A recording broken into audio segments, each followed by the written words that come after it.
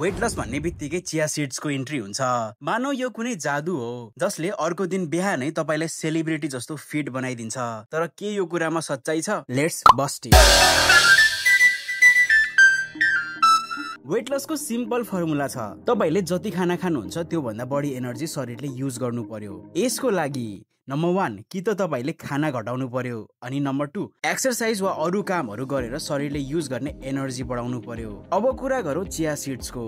2 चम्चा चिया सिडमा पाइन्छ 138 क्यालोरी, जुन हो पुरै एनर्जी। अनि खाना घटाउने ठाउँमा खाना बढाएर कसरी हुन्छ त वेट लस? तर कुनै हेभी क्यालोरी भएको खानालाई घटाएर चिया सिडलाई एड गर्दै हुनुहुन्छ भने यसले वेट लस गर्छ।